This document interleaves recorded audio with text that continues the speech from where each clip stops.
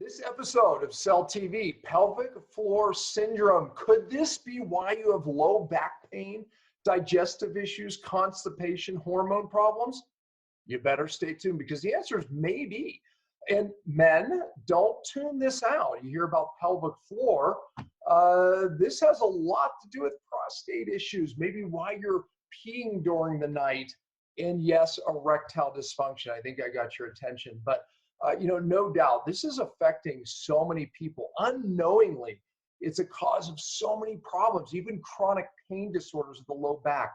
So this is a really important show. That's why I had this expert on who's written 5 books on this topic. And let me tell you something, this is a breakthrough. She gives amazing tips and a protocol that will change your life. And you know what? I have a 21-day challenge that I too made known to you because I think that's how important this topic is. So stay tuned for an amazing show.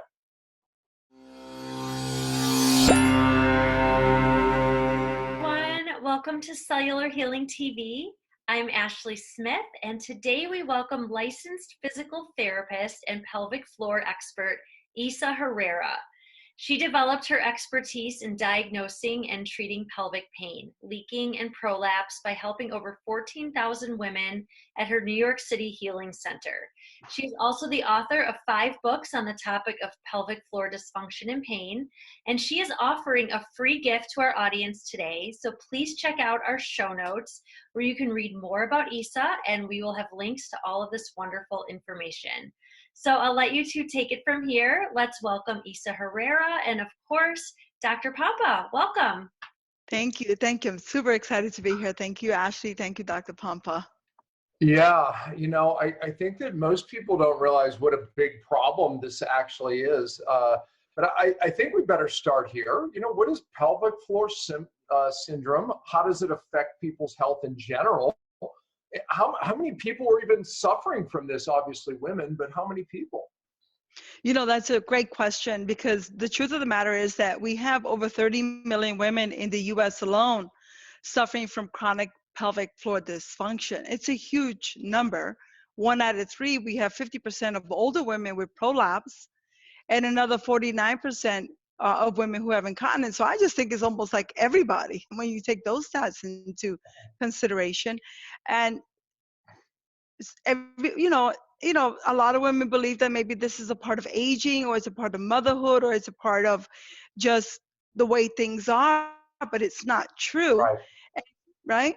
So pelvic floor dysfunction, it has a gamut of symptoms, a big, huge gamut of symptoms. Yeah, and I want to talk about that because a lot of people would be like, oh, well, I don't have that, so I'm not going to watch this show. It's like, a lot of the problems that you have could be this problem. So talk about some of the symptoms and then how we can really properly diagnose this. Yeah, there's the subtle symptoms, right? The ones that sort of like creep up on you and you just ignore them because you think, oh, this is just the way things are. Constipation is a huge issue with that. Digestive issues is huge. Pain with sitting, pain with defecation. And then there's the obvious ones like leaking, deep pressure in the pelvis, or what I call like a sciatica in the pelvis. And these symptoms, they just don't go away. They just compound themselves and they get worse. But sometimes we're like, oh no, things are going to get better. This is just the way it is. Yeah, so you have some people's attention. Constipation, digestive problems, right? Pain, from back pain to pelvic pain, obviously. And I think that most people look at urine problems, those type of chronic infections, down there is the classic symptoms. But again, constipation, digestive issues, kind of explain that more, why that would be connected. How many people have constipation and have tried everything, and this could be the problem? Oh yeah, absolutely. And the thing is that then they have this constipation. Maybe they have pain with defecation, or maybe, they have loose stools, whatever it is. But digestion is a big issue because the pelvic floor muscles are they're sort of really connected to the abdominal area and really connected to the digestive system through the fascial system, right? So they're sort of like a peanut butter and jelly sandwich. Okay. And in order to really have a good poop, I mean, we're going to go there, right? So let's go there. The pelvic floor muscles have to open, release, and let go, right? But so many of us are holding so chronically tight. And this is not just a woman's issue. I see a lot of men also with constipation and digestive issues. And what's really interesting is that they feel that the only thing that's going to help them is by getting the pelvic floor muscles stronger. So they do more Kegels, then they get tighter, then they have more constipation, and then it becomes a vicious cycle.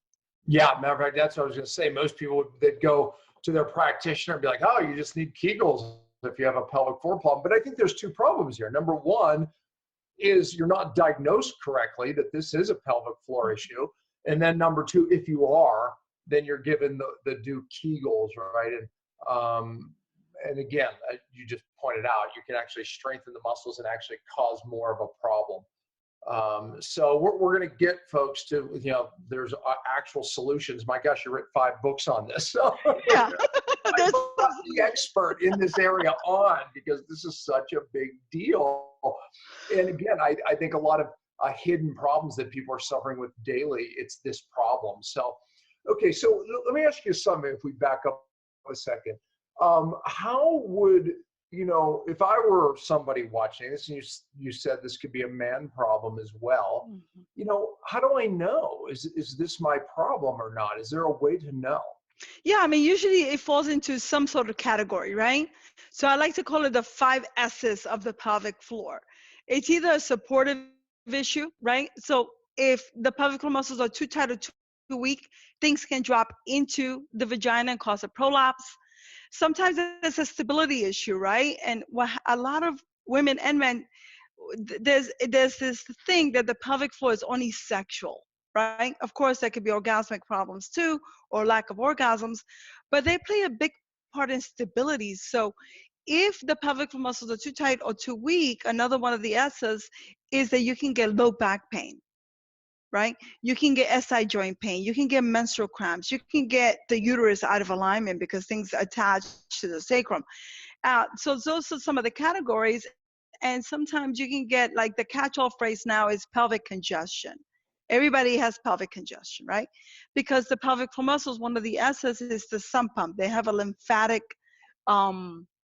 function to them, right? So the sphincteric, the supportive, the sexual, they have a stability to them.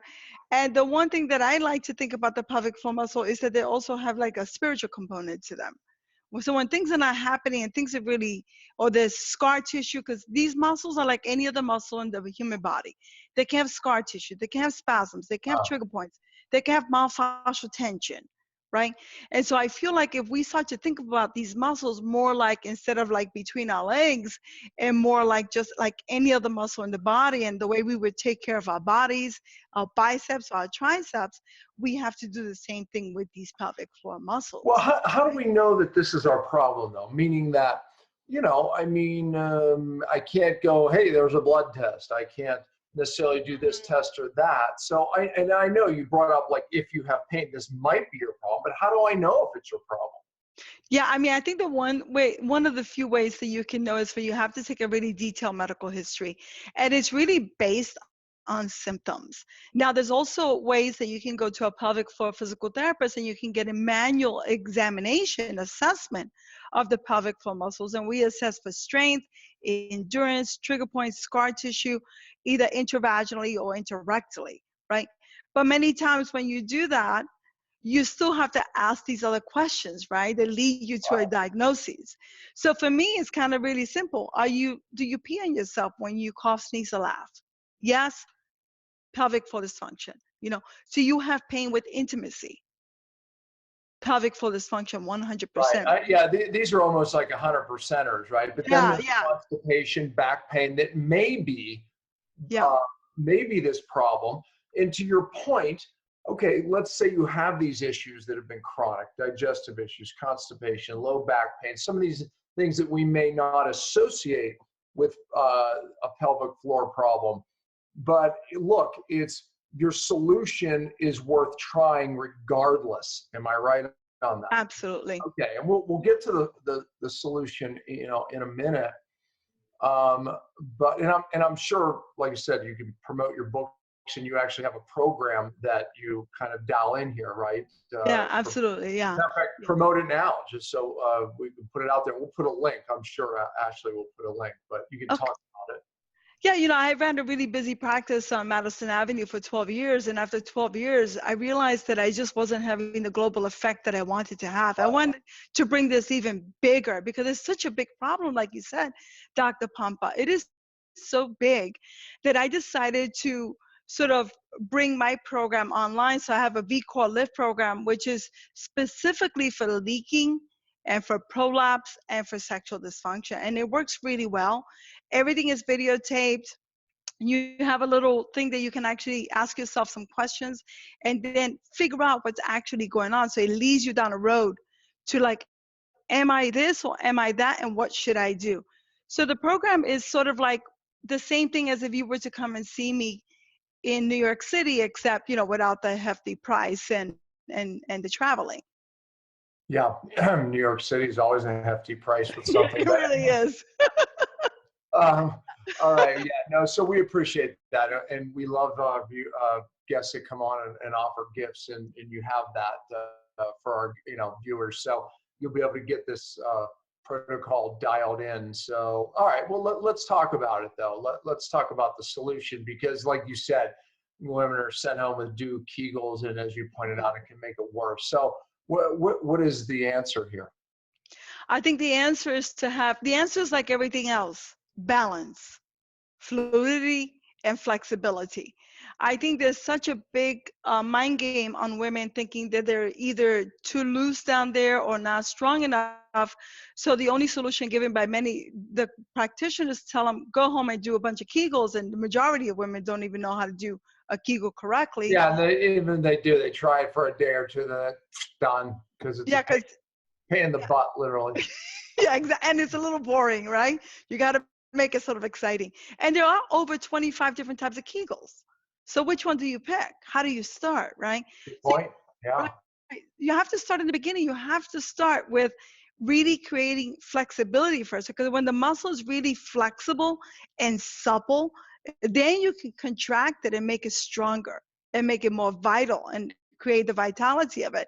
But if the muscle is adhered, if it's tension, and let's face it, with everything that's going on right now in the world, I think most of us hold really tight in the pelvis. You actually started hitting on one of my questions I actually forgot to ask. It was in my head, is why is this an epidemic? Why is this happening to so many women? What's missing all of a sudden? I think that I think a lot of it has to do with sitting. Like, sitting is the new smoking for the pelvic floor. Yeah.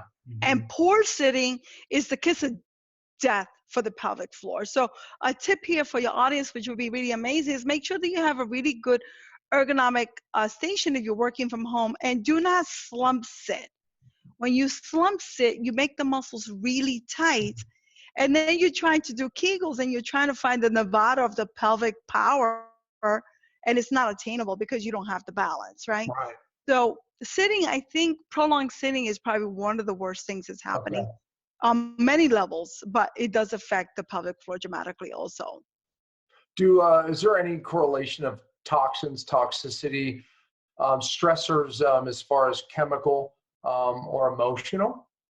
Absolutely. I mean, I think that there's been so much, with everything with the sexual trauma and everything with the Me Too, I mean, Time's Up movement, we just know that women have had a lot of trauma in this particular area.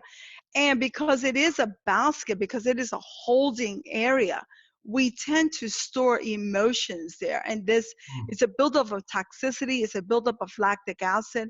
And what happens is we guard, right? So it's natural to guard. It's natural to want to protect ourselves. But when these muscles go through a lot of trauma, emotional, physical, or whatever it is, then they tend to grip. And when they grip, they give you pain, or they give you a stabbing pain, or what I call sciatica in the pelvis. So it's really, really hard, trying to get to the root cause of things when we have to really explore our entire lives, right? How we sit, how we think, how we eat. What is the microbiome like, Yeah, no, exactly. So we're assuming, hey, as we look upstream at those things, but people want something they can do now. So, okay, let's get back to the solution, the protocol, this balance that you're saying that we create, give, I'm the person sitting out there going, yeah, I want it step by step here. I want to know exactly what to do. Yeah, we all do. Everybody wants that. Everybody wants it now. So let me do it. I think one of the really most important things is breath, right? A lot of us really confine our breath, and the pelvic floor muscles and the diaphragm, they work together. Yeah. There's synchronization with them, right? So as you breathe in, right, you're inhaling, the pelvic floor muscles go down and the diaphragm goes down. So the first thing is to make sure that you're breathing correctly, right? A lot of us are like this, Right. So diaphragmatic breathing is really important, because when you do the diaphragmatic breathing, you're coordinating with the diaphragm. But then when you do that, the muscles also up and up. So, yeah, and again, I mean, so when people say, oh, breathing, okay, then we go back to our lifestyle. Now we're breathing again, short, shallow breaths. So you're saying take how long a day and to do this diaphragmatic breathing where, which you could just describe a little better for people on how to do that and for how long each day. Okay, so for the prescription for the diaphragmatic breathing would be at least 5 to 10 minutes a day. Place your hands on your belly and make sure that when you're breathing in, the belly swells up like a nice balloon. And when So you instead exhale, of bringing it into our lungs, we'll actually bring it into our belly.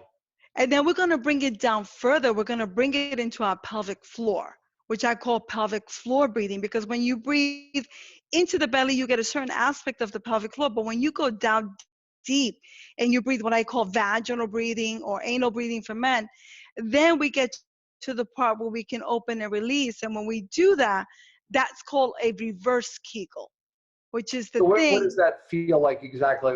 If I would say, okay, I'm doing it right or I'm not, what would I feel? You will feel like an opening. You will feel an expansion. You will feel like a release. Hope You I will don't feel poop myself it. and it expands. Well, actually, this is how you start. You initiate pooping and peeing. Okay, yeah. It's with the reverse Kegel, right? Right. That's why you'll feel like that for sure. So, I mean, is that a tip? I mean, so you should almost kind of make that poop pee feeling as you're bringing air into that area and kind of coordinating those two. Absolutely. And the main thing when you are pooping or peeing, since we're going here, is don't push. If you push, you're doing the opposite. These muscles will never release, and you'll always have constipation, or you'll have hesitancy of urination, or you have a trickle of peeing. And so the main thing is to open, release, and let go, and then everything comes out easier. So we don't want to force it, right? Because when we force it, the pelvic floor muscles do what? Boom. So you can't get anything out if you're this tight. It's not going to happen, right? You have to sort of open and let go, and then things. I just tried so hard. I just got like dizzy. I did something in that area and you feel weird. Okay. And so I literally focused on that area so much. I got this like weird feeling from my testicles. I'm just saying. Yeah, but this happens though. This is all right, normal. I did. I got like energy. Yeah, this is energy moving through you, right? And sometimes when there's a big energetic opening, you could feel lightheaded. Yeah. You could feel like, hey, what's going on? Or you can retrieve a memory sometimes. So I think it's pretty fantastic that you had that experience. Good for you. Jack, I don't know that I connected my breath to that area, and I could actually recreate it. When I connect my breath to that area, something happens. That's all I'm saying. Good for you, though. As long as it's a good thing, it's good, right? And you'll know if it's good or bad. You'll know. Okay, yeah, that's pretty odd. I just got goosebumps that time. Okay, so step 2, that's step 1. Is it what else? What are we doing? Okay, so step 1 is the reverse Kegel, the diaphragmatic breathing, absolutely important. Why do you call it a reverse Kegel again? You probably said that. That's something that I coined about 10 years ago, because everybody Kegels and everybody wants to lift and everybody wants to squeeze up. Yeah. But the reverse Kegel is the opposite. It's the dropping, it's the releasing, it's the letting go. So yeah, and that's when I got that feeling. So that drop feeling. So reverse Kegel makes sense now to me. I'm glad I asked that. Yeah, and I think that when women go see a physician, instead of them telling them, hey, go do a bunch of Kegels, maybe we should be prescribing the reverse Kegel and saying, let's create this flexibility first so that we can take you to the promised land and get these symptoms fixed. So that's the first thing. And before we get to the second, how Yeah. long does someone have to do this? Like you said, 5-10 minutes a day before we notice an improvement? Well, it depends on how connected you are to your breath, right? A lot of people can't even do diaphragmatic breathing. What they do is the opposite, something called paradoxical breathing. So once we can get that connection of the belly filling as we inhale and flattening as we exhale, and we get that going, then we can either put our hands on the perineum or our hands inside and then start to feel for the opening, right? So we can confirm it. Once that's mastered, then, only then, can you go and do a Kegel, right? Because for everything that goes up, it must come down. I mean, it's a law, So right? you're saying then after you master this, then you can actually do a Kegel? Yes. Oh. If that's the right prescription for you. If you're a woman and you have sexual pain, if you have pain with orgasms, if you have pain with sitting, if you have low back pain, if you have sciatica, if you just had a surgery, you may have to stick with the reverse Kegels for quite some time until you heal that area and until the pain subsides, right? Because we don't want to create more tension in an area that's already tense and painful.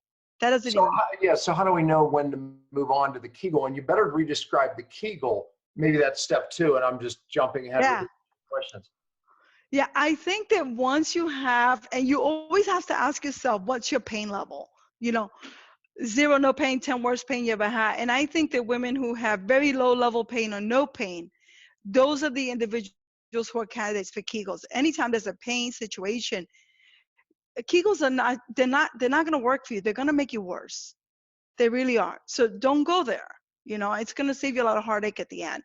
And for a Kegel, what we're looking for a couple of things. I have my model here if you want me to bring it out. Yeah, we love models. Okay, perfect. Let me do it. Yeah. Because I think a picture paints 1,000 So, words. yeah, and then describe too, because we get man, hundreds of thousands of people just listening. So just think about those people, and we get viewers. So.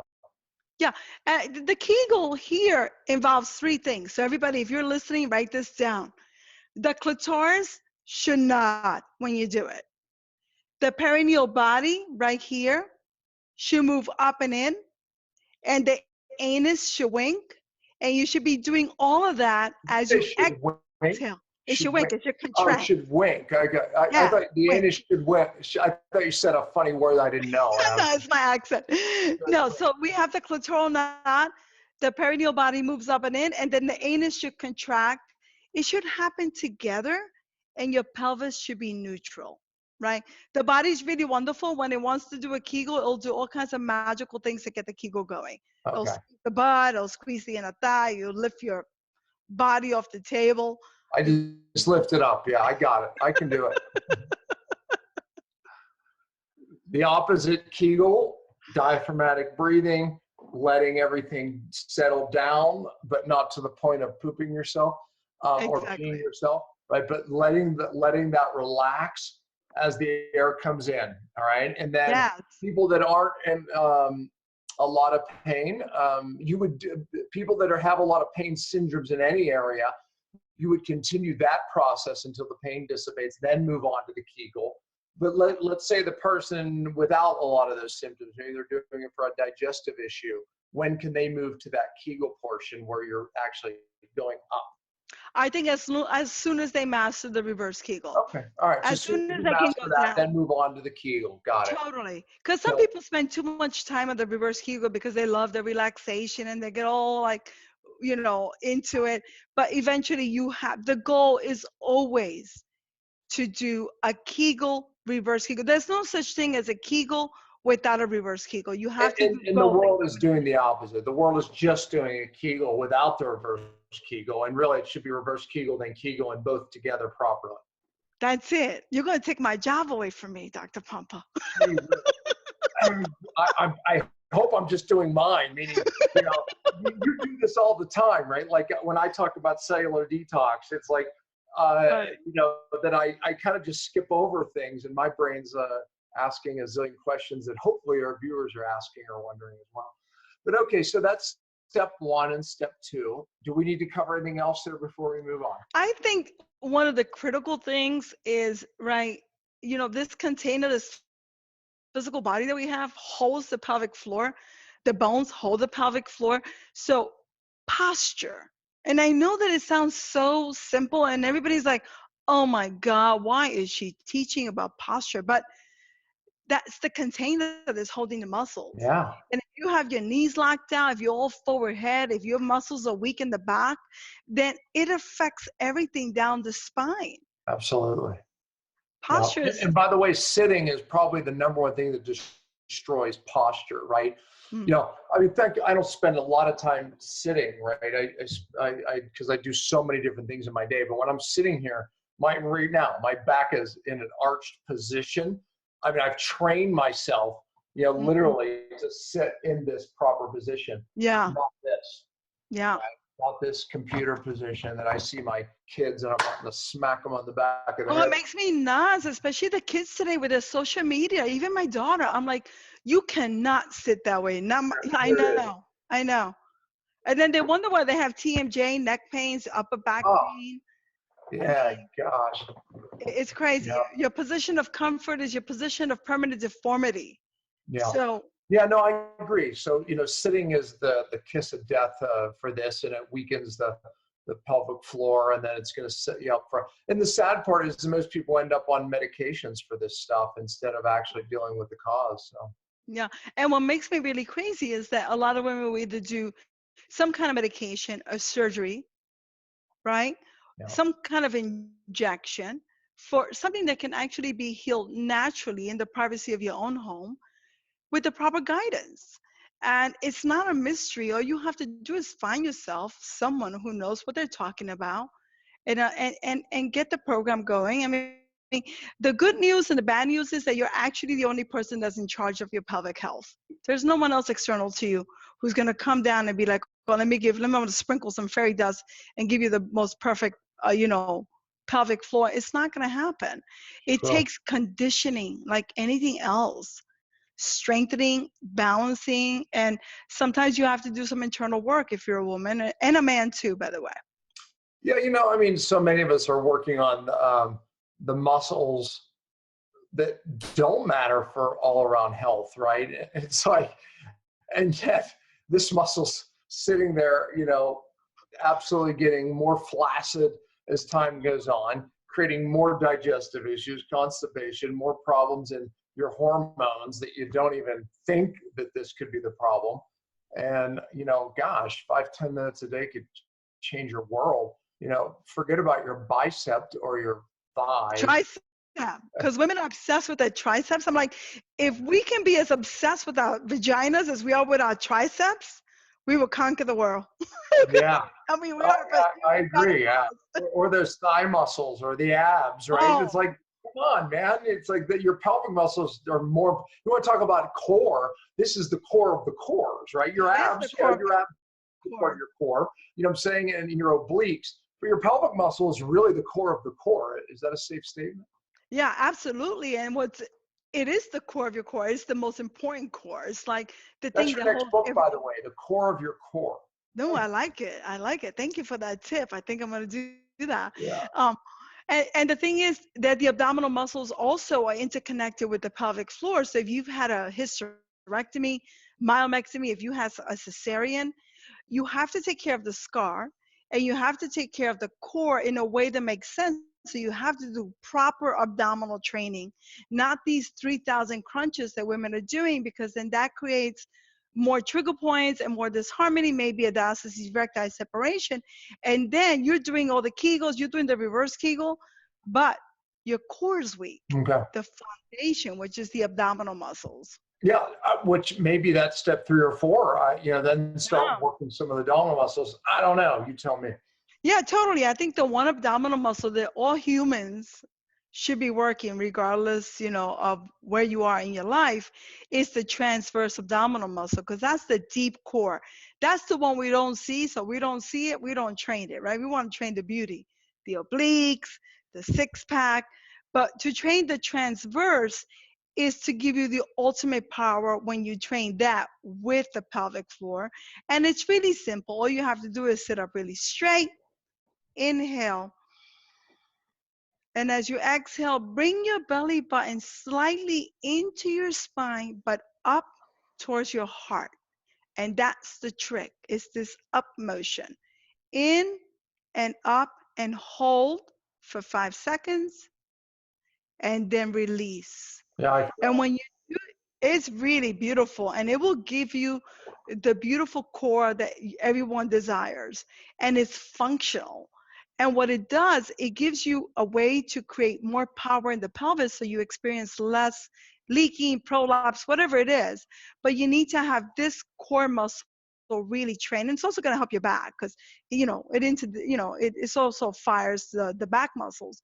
So I find like these little things, like we're looking for the big answers, right? The big things, but it's really all the micro steps that we take on a daily basis. The breathing, the core, the sitting, the posture. Yeah, no, I get it. Okay, so is that step 3 or 4? I don't know. Where are we? I don't know. I think it's step 4. I lost count. But the transverse abdominal training is really important. I mean, and I think like one of the big tips, I'll give you tip number 5. Okay. Stop doing crunches. I think that went out with bell bottoms in the 70s, Yeah, right. It's true. It's true. I mean, I can't believe people are still doing old-fashioned crunches. I'm like, for real? I mean, come on. So in my program, I don't allow anyone to do a crunch, and they get really upset with me. They're like, what do you mean? And I'm like, I'm going to get you there. Just follow these few little basic. And again, I'm what is the gift that you have for everybody? And, the program that we have here kind of walks you through in greater detail. So don't panic, folks. You provided for that, Isa. Thank you. Yeah, no problem. I'm giving everybody the ultimate guide to happier lady parts, which is the ultimate guide to get you to where it's like step 1. Step 1 is that. Read that report, go in there, check it out. It's going to give you a lot of beautiful tips. You're going to love it. And then from there, if you want to go deeper, then of course you will explore one of my programs, and you typically follow up with that, depending on what your condition is. But I just want women to know that they don't have to be afraid of their own bodies, that their bodies haven't betrayed them, that it's really it's like a self-care program for the rest of your life. Really knowing how to care for this vital part. I mean, we don't get that. My daughter just got like a sex education. And I say, honey, what did they teach you in that class, right? They should be talking about the pelvic floor and everything. Nothing. Yeah. Zero. Yeah, she'll have to teach it. They should bring you as a lecturer. So this affects women's hormones in general, because I understand the anatomy, right? But most people listening or watching may not. How will this affect your hormones in general? Because women are saying, well, I have this hormone imbalance and I'm taking this bioidentical hormone, when meanwhile the core may start with the core of the cores. I think one of the things about hormone imbalance, and let's talk a little bit about the pelvic floor muscles being a feedback loop, right? A feedback system, right? And if there's congestion, tightness, if there's a lack of circulation, right? Then what happens is the muscles become atrophic. And then when they become atrophic, we start to think that there is a hormone imbalance, but maybe there's not. Maybe there is. You have to check that with the bloods and make sure you're under the right care. But the most important thing is to understand that we always need to have circulation. Cellular healing in the pelvis is really important. Yeah. The opening, the having those muscle cells really sharp in the pelvis is really important. So all the different tools that you have definitely will work for that. But I think that one of the most important things is just understanding that there is something that you can do that's natural, that is holistic, and that is actually going to bring results. Yeah. Instead of thinking, okay, let me go pop that pill, let me get this antibiotic, let me do this, because the pelvic floor muscles can mimic infections too. True. Yeah, no, it does, absolutely. And they end up on a darn antibiotic, which affects them multiple ways. One of the things I'm going to challenge my listeners and viewers too is, it's 21 days to make a habit. If you take 5 minutes every day and just do this, number one, every day you'll get better. You'll feel it more every day. See where you're at in 21 days, because everybody that makes a massive change in their life or their health, it started with a decision of like, I'm just going to do this, even in my own life. So I challenge you all, commit to 21 days. Get the free gift that you offer, but commit to the 21 days and just do it and evaluate where you're at. If you're no better, stop doing it. But I promise you, because I know the importance of this, and again, it's affecting so many people. That's why you're on the show. Thank you. It's affecting so many people unknowingly. And that's the sad part. I think you said that women on average go to 5 to 7 doctors for these types of symptoms, right? And it's like, and they end up on different medications and problems, and or worse, they end up with a mesh surgery, or they take out their uteruses, or they'll give them some sort of bladder surgery, and that's what makes me crazy. It's kind of like there's such a lack of education among practitioners when it comes to this field, right? And we're still doing the same old, and it's just not working anymore. And it's pretty evident with it's pretty obvious with all the evidence that's out there right now. And so I like that you did that challenge. I think it's really incredible because it does take 21 days, right? There is no magic bullet healing. There is action, and you have to take baby steps, right? You move a mountain how? One step at a time. And the same thing with the pelvic floor, but you have to create a habit to care for these muscles the way you would care for your thigh muscles or your butt muscles, with doing the squats and that kind of thing. So I like this challenge. I think it's really awesome. Thank you. Yep, we'll call it the Pelvic Floor 21-Day Challenge. Let's do it. I love it. No, you know why? Because I know that people will watch the show, listen to the show, and go, oh, that makes a lot of sense. And then they just don't make that conscious decision to absolutely commit to something. 21 days, do it. And I know that people's lives will change if you make the decision. So, no doubt that's the challenge. I have one really important question for you, and this is a big one. Where's your accent from? Oh, I'm Puerto Rican. Ah, Puerto Rican. That's awesome. Yeah, so you actually are part of the United States. No, but yes, I am. How many times I get that question? I'm like, are you kidding me? Well, it's funny. I'm guilty of it too. Oh, Puerto Rico. It's like we still have that mindset. There's a tax advantage if you move to Puerto Rico, right? Did you see all these hot entrepreneurs now? All these online gurus are moving there. Yeah. I'm gonna hit them up when I do my little. I do a benefit for Puerto Rico once a year. I'm gonna call them all up. They live in Puerto Rico now, and I'm gonna be like, I need you to pony up. That's great. Yeah, it's funny. My oldest daughter, her boyfriend is from Puerto Rico, so I have an interest in going to Puerto Rico now, and I will. Oh, you must. It is one of the most beautiful places in the whole world. It is beautiful there. How are they recovering from the hurricane? I mean, I'm sure some parts faster than others. I think some parts faster than others, but it's still really bad. I mean, I have a bunch of family there, and they had a complete brownout, and there was no water for a couple of days. I mean, it never hits the media, but it's still pretty bad. Yeah, it's still pretty bad. Well, you had a blackout in New York City not that long ago. So. I know. I'm like, I know. I'm like, really? So I was like, yeah, it happens, and it's gonna recover. It will, and it's just everybody has to participate in any way that they can, at any level that they can. So you've written 5 books. If someone were to start, what book would they start with? What's the name of it? Well, it would be, depending on the condition, I would say either Female Pelvic Alchemy if you're leaking and have prolapse.